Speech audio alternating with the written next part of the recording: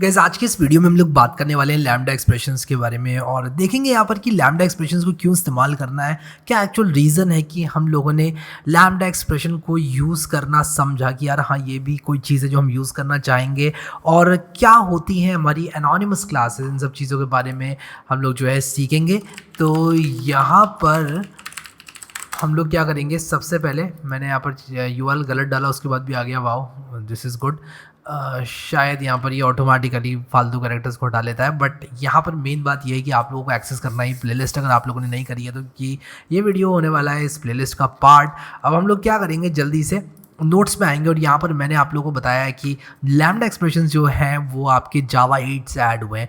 Lambda expression क्या करते हैं, they let you express instances of single method classes more compactly. अगर आपको नहीं समझ में आया तो यार मेरी बात को सुनने के बाद आपको ये ज़रूर समझ में आएगा। जो मैं यहाँ पर आपको बता रहा हूँ वो आप ध्यान से सुनना, ठीक है। मैं यहाँ पर इसको मिनिमाइज़ करूँगा, राइट क्लिक करके न्यू पे क्लिक करूँगा, जावा पे क्लिक करूँगा, लिखूँगा यहाँ पर CWH_ और यहाँ पर चुपचाप नंबर देख लूँगा। किसका नंबर देखूंगा, अपने वीडियो नंबर देखूंगा, कौन सा वीडियो नंबर चल रहा है, और यहाँ पर हम लोग लिखेंगे लैम्डा, ठीक है। और यहाँ पर हमारी क्लास बन चुकी है। मैं यहाँ पर एक मेन मेथड बनाऊंगा और मेन मेथड बनाने के बाद आप लोगों को यहाँ पर मैं बताता हूँ कि लैम्डा एक्सप्रेशंस क्या होते हैं। देखो, लैम्डा एक्सप्रेशंस को समझने से पहले ना मैं आप लोगों को एनोनिमस क्लासेस के बारे में बताना चाहता हूँ कि एनोनिमस क्लासेस एक्चुअल में क्या होती हैं। मैं यहाँ पर आप लोगों को एक क्लास बना के दिखाता हूँ, क्लास एनोनी डेमो। मान लो मैं ये क्लास बनाता हूँ, ठीक है। और यहाँ पर जिस तरह से हम लोगों ने मैं कोई और अच्छा एग्जांपल खोलता हूँ, जब हमने एडिटेंस वगैरह कर रहे थे तब हम लोगों ने बहुत अच्छे अच्छे एग्जांपल्स देखे थे डायनामिक मेथड डिस्पैच वगैरह के। तो ज़रा इस क्लास को खोलते हैं और यहाँ पर देखो, जब हमने डायनामिक मेथड डिस्पैच देखा था तो हमने देखा था कि जो यहाँ पर अगर हमारा फ़ोन का ऑब्जेक्ट बना हुआ है, जो OBJ का टाइप है वो फ़ोन है, बट एक्चुअल में ऑब्जेक्ट स्मार्टफोन का है, दिस इज़ अलाउड। ये चीज़ हमने देखी थी डायनामिक मेथड डिस्पैच में, आप पीछे देख सकते हो वीडियो। मुझे नहीं लगता कि आप लोगों को जाने की ज़रूरत पड़ेगी अभी, अगर आप ध्यान से देख रहे हो इस कोर्स को। तो मैंने यहाँ पर एनोनी डेमो करके क्लास बना ली है। अब मान लो कि मैं यहाँ पर जो एनोनी डेमो बना रहा हूँ इसके अंदर मैं एक मेथड डालता हूँ, कोई भी मेथड हो सकता है। उस मेथड का नाम मैं यहाँ पर लिख देता हूँ वॉइड डिस्प्ले, और काफ़ी डेमो के लिए यहाँ पर डिस्प्ले को यूज़ किया जाता है, पब्लिक वॉइड डिस्प्ले इसको मैं कर देता हूँ। और system.out.println लिख देता हूँ यहाँ पर हेलो, ठीक है। अब यहाँ पर हम क्या करेंगे, एक इंटरफेस बनाएंगे जल्दी से। और यार मैं कोशिश तो ये करूँगा कि कोई इंटरफेस अगर बना हुआ है, हमारा बना बनाया मुझे मिल जाता है तो मैं यार उस इंटरफेस को कॉपी कर लूँगा, क्योंकि यार कौन बार बार टाइपिंग करे, ठीक है। यहाँ पर इंटरफेस कोई मुझे मिल गया है, यहाँ पर इसको मैं बंद करूँगा और यहाँ पर मैं इस इंटरफेस को पेस्ट कर दूंगा, ठीक है। और यहाँ पर आप लोग देखो, मैं यहाँ पर एक मेथड बनाता हूँ जिसका नाम मैं रख देता हूँ मैथ, और एक और मेथड बनाता हूँ मैथ2 रख देता हूँ, मैथ1 मैथ2 कर लेते हैं। इंटरफेस हॉर्न बाइसाइकिल बना दिया, बट मैं यहाँ पर डेमो एनो के नाम से बना देता हूँ। और मान लो ये क्लास इम्प्लीमेंट कर रही है डेमो एनो को, ठीक है। अब यहाँ पर ऑब्वियसली ये इम्प्लीमेंट कर रही है डेमो एनो को, तो यहाँ पर मुझसे कहा जा रहा है कि भाई मैथ1 और मैथ2 को इम्प्लीमेंट करो। तो मुझे यहाँ पर क्या करना पड़ेगा, मैथ1 और मैथ2 दोनों को इम्प्लीमेंट करना पड़ेगा, क्योंकि अगर मैं इन दोनों मेथड्स को इम्प्लीमेंट नहीं करूँगा तो दिस इज़ नॉट अलाउड। तो मैं यहाँ पर अपनी इंटेलिजेंट आइडिया का इस्तेमाल करूँगा और यहाँ पर एनोनी डेमो के मेथड्स को मैं ओवरराइड कर दूँगा, ठीक है। ये मैंने करके एनोनी डेमो बना लिए। और यहाँ पर अब मैं क्या कर सकता हूँ, एनोनी डेमो का एक ऑब्जेक्ट बना सकता हूँ और मैं यहाँ पर लिख सकता हूँ न्यू एनोनी डेमो, और इसके बाद मैं लिख सकता हूँ obj.math1, ठीक है। कुछ इस तरह से। ये क्या एरर आ रहा है, कह रहा है can not be reference from a static context. यहाँ लोग देखते हैं यहाँ पर क्या गड़बड़ हो गई है। तो मैं यहाँ पर क्या करूँगा, इस इंटरफेस को, इस क्लास को बाहर निकाल दूंगा, इस क्लास के कुछ इस तरह से मैं बाहर निकाल दूंगा इसको। हाँ यार, अब हम यहाँ पर मैथ1 जो है ये रन कर पा रहे हैं, तो मैं यहाँ पर लिखूँगा आई एम मैथ1 और यहाँ पर मैं लिखूँगा इसको कॉपी करके आई एम मैथ2। तो आई एम मैथ1 आई एम मैथ2 मैंने लिख दिया। मैं जल्दी से बताता हूँ कि यहाँ पर एनोनिमस क्लासेस क्या है। अगर मैं ऐसा करता हूँ तो मैं यहाँ पर ऑब्वियसली मैथ1 को कॉल कर सकता हूँ, मेरे पास यहाँ पर आई एम मैथ1 प्रिंट होकर आएगा। लेकिन एक छोटा तरीका भी है, एक शॉर्टकट तरीका भी है इस चीज़ को करने का।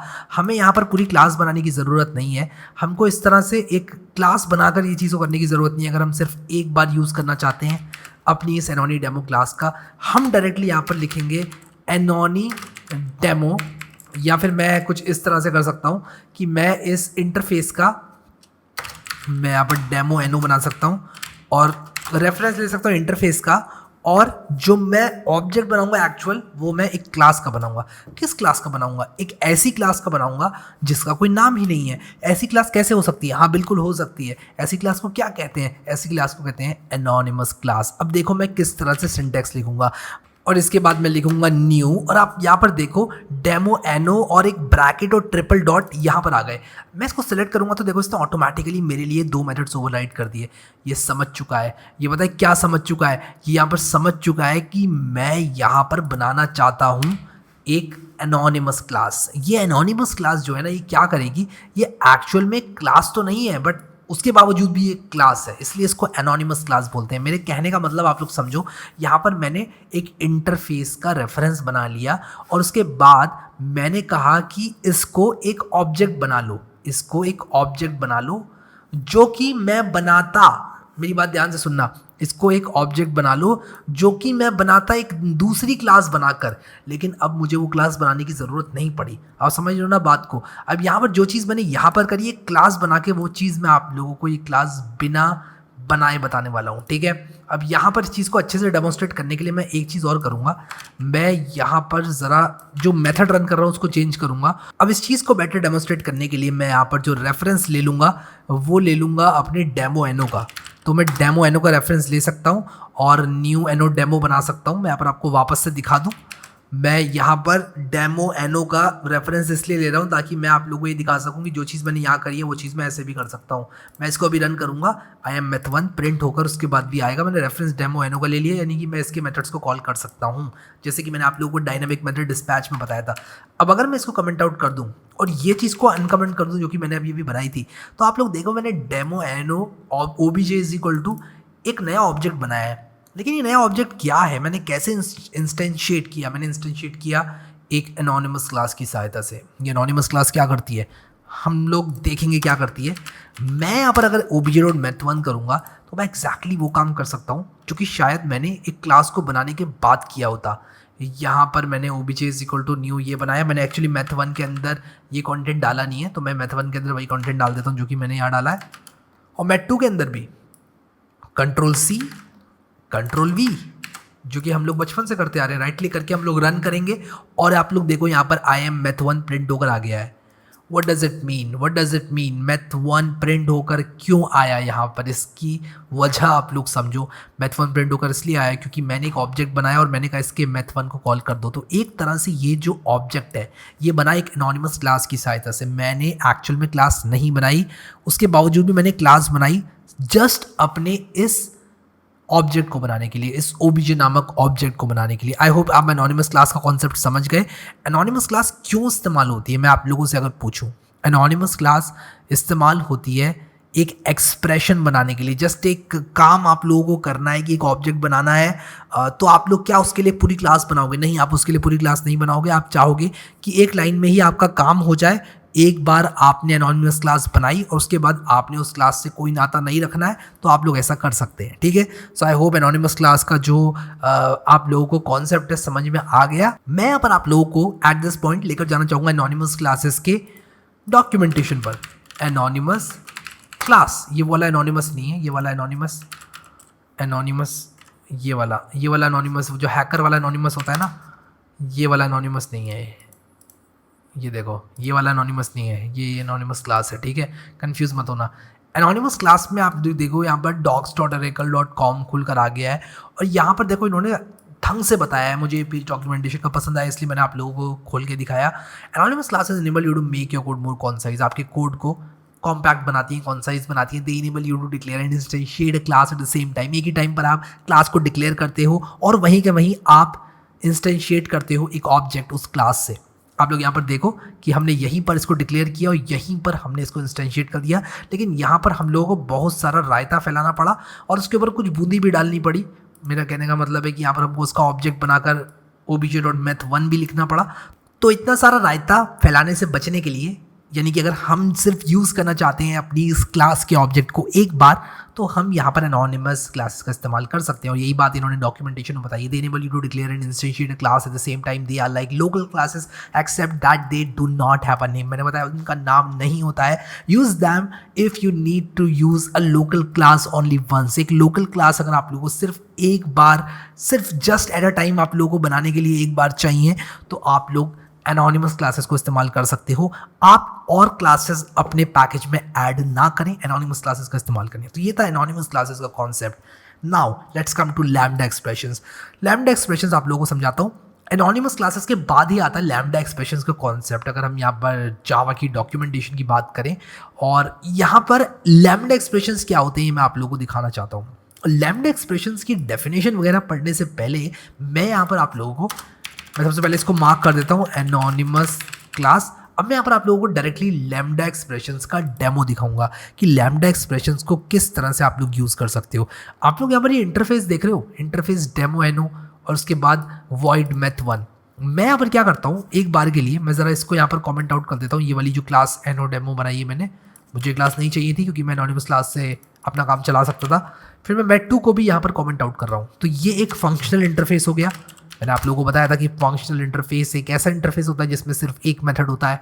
अब अगर मान लो कि यहाँ पर मैं एक ऑब्जेक्ट बनाना चाहता हूँ जो कि एक ऐसी क्लास से आया है जो कि इस इंटरफेस को इम्प्लीमेंट करती है। आई रिपीट, एक ऐसी क्लास मैं बनाना चाहता हूँ जो कि इस इंटरफेस को इम्प्लीमेंट करती है, और उसके बाद मैं इस मेथड को ओवरराइड करना चाहता हूँ। तो आप में से बहुत सारे लोग जिन्होंने ये कोर्स देखा है अभी तक सो फार, वो क्या करेंगे, एक क्लास बनाएंगे। मान लो मैंने कह दिया हैरी फंक के नाम से क्लास बनाओ और उसको इम्प्लीमेंट करवाओ। ये वाला जो हमारा डेमो एनो है वो इंटरफेस इम्प्लीमेंट करवाओ, और उसके बाद जो मेथ वन है उसको ओवरराइड करो। मैं यहाँ पर इंटेलिजे आइडिया द्वारा ये बल्ब दिए हुए बल्ब पे क्लिक करूंगा और इम्प्लीमेंट मेथड्स पे क्लिक करके ओके पे क्लिक करूंगा, और यहाँ पर दिस इज मेथड वन, ये मैं इस तरह से प्रिंट करवा सकता हूँ, ठीक है। और उसके बाद मैं हैरी फंक का एक ऑब्जेक्ट बना सकता हूँ, और उसके बाद मेथ वन को मैं रन कर सकता हूँ, ठीक है, उस ऑब्जेक्ट पर। ये तरीका जो है हमारे पास, ये ट्रेडिशनल क्लासिकल तरीका है, ये तो काम करेगा ही करेगा। चलो यार एक बार ये तरीका भी देख लेते हैं, ठीक है। एनोनिमस क्लास जो मैंने बनाई है इसका मैंने ओबीजे डॉट मैथ वन लिखा हुआ है, इसको ज़रा कमेंट आउट करते हैं। इनफैक्ट मैं ये पूरा ही कमेंट आउट कर देता हूँ जस्ट टू अवॉइड कन्फ्यूजन, ठीक है, क्योंकि अब मैं आप लोगों को यहाँ पर बता रहा हूँ लैम्डा एक्सप्रेशन के बारे में, लैम्डा एक्सप्रेशंस, ठीक है। अब हम लोग यहाँ पर क्या करेंगे कि जो मैंने आप लोग को हैरी फंक नाम की क्लास बनवाई है, अब आप मान लो इसका एक ऑब्जेक्ट बनाना चाहते हो और उसको रेफरेंस देना चाहते हो डेमो एनो का, तो आप इस तरह से बना सकते हो डेमो एनो, ये आप कर सकते हो। और इसके बाद आप हैरी फंक इस तरह से एक ऑब्जेक्ट बना सकते हो, is equal to new Harry func पे लिखूंगा ऑब्जेक्ट बनाने के लिए। और इसके बाद आप लोग क्या करोगे, न्यू हैरी फंक लिखने के बाद ओबीजे डॉट मैथ वन इस पर चला सकते हो, और हाँ आप राइट क्लिक करोगे तो आई एम मैथ वन लिख कर आएगा। मैंने यहाँ पर मेथड वन लिखा जानबूझकर ताकि इससे थोड़ा सा मैं अलग बना सकूँ इसको, ठीक है। आई एम मेथड वन यहाँ पर प्रिंट होकर आ रहा है जैसे कि आप लोग देख सकते हैं। अब यहाँ पर मैं आप लोगों को ये दिखाना चाहता हूँ कि इसको करने का एक छोटा तरीका है, एक शॉर्टकट तरीका है। आप लोगों को इतनी सारी टाइपिंग करने की ज़रूरत नहीं है, और सिर्फ टाइपिंग की बात नहीं होती है, रीडेबिलिटी एक बहुत बड़ी चीज़ होती है प्रोग्रामिंग में। अगर आप अपने कोड को किसी को दिखाओगे और वो इंसान इस कोड को पढ़ेगा, और पढ़ने के बाद अगर उसको 1000 लाइन्स ऑफ कोड दिखता है विज़ उसको 400 लाइन ऑफ कोड दिखता है, तो there is a high chance कि वो 400 लाइन्स ऑफ कोड वाले प्रोग्राम को कम टाइम में देख पाएगा, कम टाइम में समझ पाएगा, और उसी के साथ साथ उसको इस प्रोग्राम से कुछ बनाने में या फिर इस प्रोग्राम को यूज़ में लेने में बहुत ज़्यादा आसानी होगी। विद दैट सेड हम लोग यहाँ पर इसको करने का एक और तरीका देखेंगे। हम इसको कमेंट आउट करेंगे और उसी के साथ साथ हम लोग इस क्लास को कमेंट आउट करेंगे। बट वेट अ सेकेंड, आप लोग कहोगे इस क्लास को क्यों कमेंट आउट कर रहे हो? हमें इस क्लास की ज़रूरत नहीं है। मैं आप लोगों को यहाँ पर लैम्डा एक्सप्रेशन के बारे में बताता हूँ। आप लैम्डा एक्सप्रेशन का इस्तेमाल कर सकते हो डायरेक्टली एक ऐसे इंटरफेस को इम्प्लीमेंट करने वाली क्लास का ऑब्जेक्ट बनाने के लिए जिसका सिर्फ एक मेथड है। मैंने बहुत बड़ी लाइन बोल दी, मैं आपको दोबारा बताता हूँ। हमने जो काम अभी यहाँ पर हैरी फंक नाम की क्लास बनाकर किया, वो हम डायरेक्टली लैम्डा एक्सप्रेशन की सहायता से बहुत ईजीली कर सकते हैं। How is it possible? ये बहुत आसानी से पॉसिबल है। अगर आप लोग यहाँ पर लिखें demo ano OBJ is equal to, और आप यहाँ पर लिखें कुछ इस तरह से, आपको न्यू लिखने की ज़रूरत भी नहीं है, आप उसके बाद कुछ ऐसे लिख सकते हैं, और आप लोग यहाँ पर लिख सकते हैं system.out.println, और आप लिख सकते हैं आई एम मेथड 1। अब आप लोग यहाँ पर सेमीकोलन लगाना बस मत भूलना। और अब अगर आप लोग यहाँ पर obj.meth1 लिखते हो और इसको रन करते हो, अगर आप लोग सरप्राइज है तो आपको सरप्राइज होने की ज़रूरत नहीं है, क्योंकि यहाँ पर आई एम मेथड 1 प्रिंट होकर आएगा। अगर मैं यहाँ पर लिख दूँ फ्रॉम दिस लैम्डा, तो यहाँ पर फ्रॉम दिस लैम्डा लिख कर आएगा। तो कुल मिलाकर बात ये है कि ये जो लैम्डा एक्सप्रेशंस हैं ये आप लोगों की ज़िंदगी को आसान बनाते हैं, आपके कोड को छोटा बनाते हैं।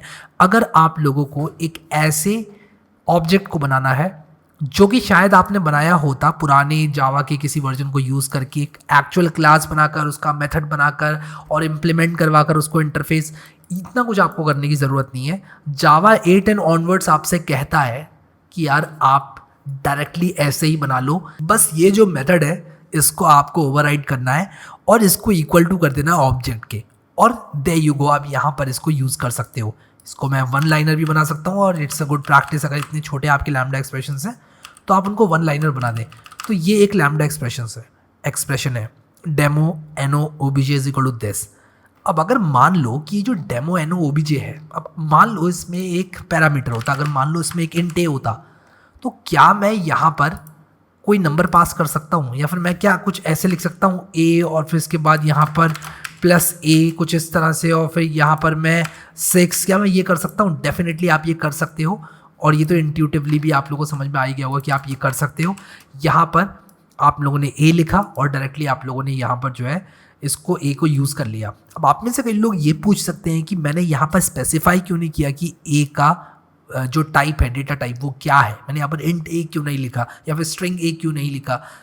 मैंने एक्चुअली में ये इसलिए नहीं लिखा क्योंकि जावा इज़ स्मार्ट इनफ, जावा इतना स्मार्ट है कि जो यहाँ पर वेरिएबल पास होने वाला है, जावा जानता है कि यार demo ano OBJ is equal to एक लैम्डा एक्सप्रेशन बनाया गया है। डेमो एनो एक इंटरफेस है, और ये इंटरफेस जो है एक फंक्शनल इंटरफेस है, और इस फंक्शनल इंटरफेस में सिर्फ एक मेथड है, और यहाँ पर एक मेथड जो है वो ले रहा है इंट ए, यानी कि एक इंटीजर ले रहा है। तो जाहिर सी बात है कि जो चीज़ भी इसके अंदर पास कराई जाएगी वो इंटीजर ही होगी। तो यहाँ पर कोई सरप्राइज़ वाली बात है ही नहीं, ये इंटीजर ही डेफिनेटली होगी। तो यहाँ पर हमको बार बार इंटीजर लिखने की ज़रूरत ना पड़े, इसीलिए जावा कहता है कि यार इसका सिर्फ नाम लिख दो और इसको मेथड के अंदर यूज़ कर लो, इस लैम्डा एक्सप्रेशन के अंदर यूज़ कर लो। सो आई होप कि लैम्डा एक्सप्रेशन आप लोग को समझ में आ गए, और लैम्डा एक्सप्रेशन अब से आप लोग अपने जावा प्रोग्राम में ज़रूर यूज़ करोगे। तो यहाँ पर हम लोगों ने 2 कॉन्सेप्ट्स के बारे में पढ़ा, anonymous classes and lambda expressions. क्या आपको एनोनिमस क्लासेस और लैम्डा एक्सप्रेशंस को यूज़ करने की जो कहते हैं नेसेसिटी है, क्या आप लोग के ऊपर एक बाउंडेशन डाली गई है कि यार आपको यूज़ करना है इसको? द आंसर इज़ नो, ऐसा कुछ नहीं है। इफ़ यू लाइक, अगर आपको पसंद आता है तो आप यूज़ करो, इट्स अ गुड प्रैक्टिस। अगर आप अपने कोड को कॉम्पैक्ट एंड कॉन्साइज बनाना चाहते हैं, आई होप कि आप लोगों को समझ में आ गया कि लैम्डा एक्सप्रेशंस क्यों इस्तेमाल करने हैं और इनको कैसे इस्तेमाल किया जाता है। आई होप कि आप लोग लैम्डा एक्सप्रेशंस को आप अपने फ्यूचर जावा प्रोग्राम्स में ज़रूर इस्तेमाल करेंगे, और अगर आप लोग एंड्रॉयड डेवलपमेंट वगैरह करते हैं तो डेफिनेटली आप लोग लैम्डा एक्सप्रेशंस को बहुत ज़्यादा इस्तेमाल करेंगे, and eight the same time आप लोग एनोनिमस क्लासेस को भी बहुत ज़्यादा इस्तेमाल करेंगे। बिलीव मी, आप लोग अगर एंड्रॉयड डेवलपमेंट नहीं कर रहे हैं या आपने थोड़ा बहुत भी किया है तो एंड्रॉयड स्टूडियो में आप लोग वार्निंग देखते हैं कभी कभी कि this expression can be replaced with lambda, ऐसे ऐसे लिख कर आता है। तो अब आप लोग को मालूम है कि उसका मतलब क्या होता है अगर आपने इस वीडियो को देख लिया। आई होप कि ये चीज़ आप लोगों के लिए हेल्पफुल रही होगी। अगर आप लोगों ने complete Java tutorial for beginners in Hindi की प्लेलिस्ट एक्सेस नहीं करी है तो आप लोग यहाँ क्लिक करके बुक मार्क कर सकते हैं इस प्लेलिस्ट को, और यहाँ क्लिक करके आप लोग इसको सेव कर सकते हैं। Thank you so much guys for watching this video, and I will see you next time.